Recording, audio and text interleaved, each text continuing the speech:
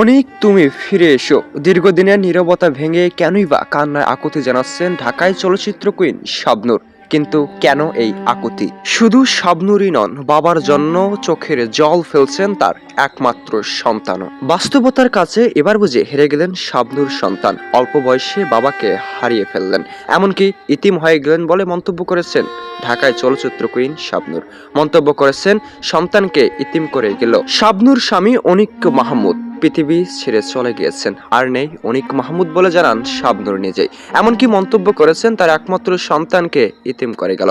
সন্তানকে দেখার মতো কেউই নেই শাবনূর ছাড়া। তবে যে সকল প্রশ্ন এখন নেটিজেনদের কাছে টক অব দ্য টাউন। অনেকেই মন্তব্য করেছেন, সত্যি কি আর নেই অনিক মাহমুদ, নাকি শুধুমাত্র ভিউ ব্যবসায়ীরা একের পর এক ভিউয়ের জন্য বিভিন্ন রকমের গুজব ছড়িয়ে যাচ্ছেন? তবে কেন অঝরে কেঁদেছেন শাবনূর? সত্যি কি আর নেই তার স্বামী? সোশ্যাল মিডিয়ায় এখন বয়ে চলছে এক শোকের ছায়া। অনিক মাহমুদের মৃত্যুতে একের পর এক শোকাহত জানাচ্ছেন হাজারো সহকর্মী।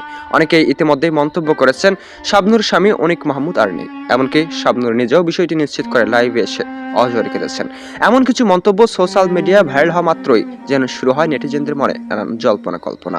ইতিমধ্যেই বিভিন্ন রকমের মন্তব্য ও প্রশ্ন একের পর এক করা হচ্ছে শাবনূরকে নিয়ে। এমনকি অনেকেই মন্তব্য করেছেন, এর বাস্তবতা ও সত্য কতটুকু। ঈদ উল্লাসে ব্যস্ত যখন গোটা নেট দুনিয়া, তখন যেন স্ক্রল করলেই দেখা যায় শাবনূর স্বামী স্ট্রোক করে হাসপাতালে ভর্তি রয়েছেন। তবে ইতিমধ্যে অনেকেই ধারণা করেন ইতিমধ্যে পৃথিবী ছেড়ে গিয়েছেন অনিক মাহমুদ, যা কখনোই সত্য ছিল না বলে জানান শাবনূর নিজেই। তবে বর্তমান সময় যেগুলো গুজব ছড়ানো হচ্ছে সেগুলো সত্যিকারেই গুজবই ছিল, কখনোই বাস্তবতার সঙ্গে মিল নেই বলে জানান অনেকেই।